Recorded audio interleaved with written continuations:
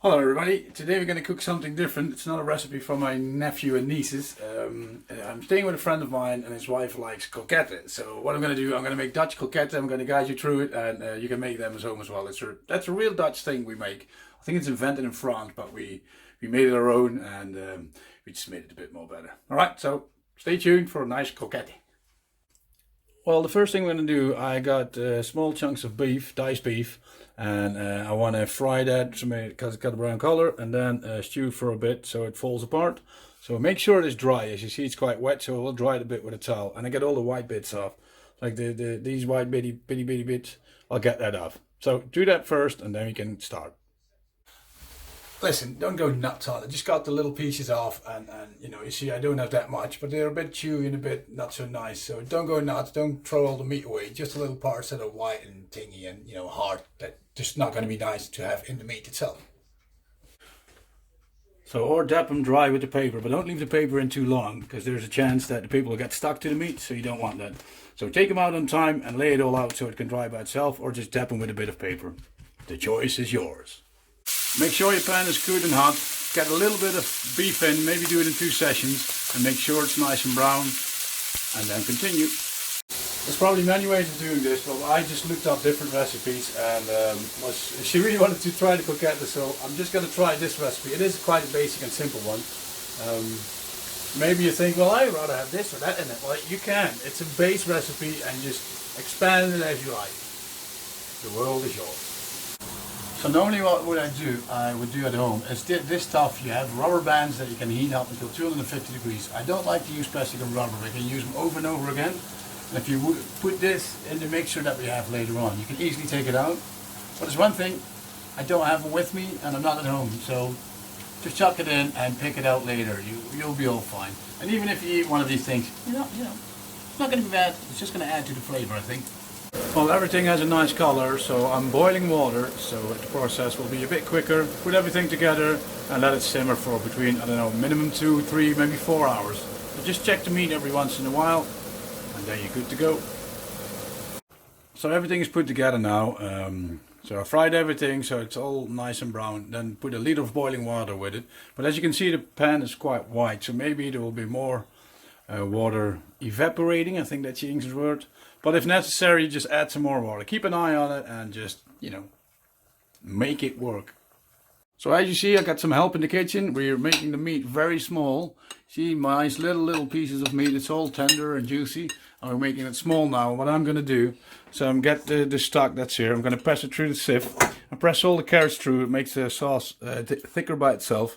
And then we're going to fry the onion first. Get the onion out as well. Then do the butter, the flour, and we make the ragout.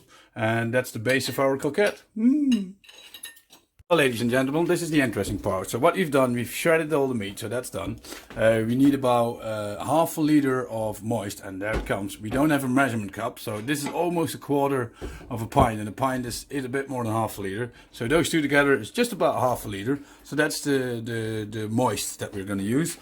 Then I need 60 grams of butter, but we don't have a scale, so there's lines on it, 50 grams. So I went a bit more to the left, so that's, I hope, 60. But then flour. Guessing how much flour is. I think a spoon is about 15-16 grams. So I did about 3 spoons of flour, and then the rest is just good luck. So I really hope it's going to work, because normally the butter and the flour must exactly be the same measurement, and then half a liter of water for a good thick sauce. So I hope I'm going to pull it off. So what we did now, I can't film at the same time and stir and get the juice in. So the complete pint is in there, the butter and the flour. Always make sure you fry the butter long enough. So what I'm going to do now is mix this in, and well, I think it looks alright. You know, it looks good. It tastes good, but make sure when you mix the meat in as well, always taste again after, because maybe you can be a bit more salt or nutmeg or whatever, and you make it a bit stronger, because apparently after a day or after frying, I read in many different recipes, the flavor goes is a bit weaker. So always make it a bit stronger than you think you really want it, and then it should be fine. So next step, meat in roux. Yes. So I've mixed and matched everything. As you can see, it looks alright. I really hope it's going to stiff up enough tomorrow. Like I said, it's too late for me today to To finish the croquette, I think the girls want to help out as well.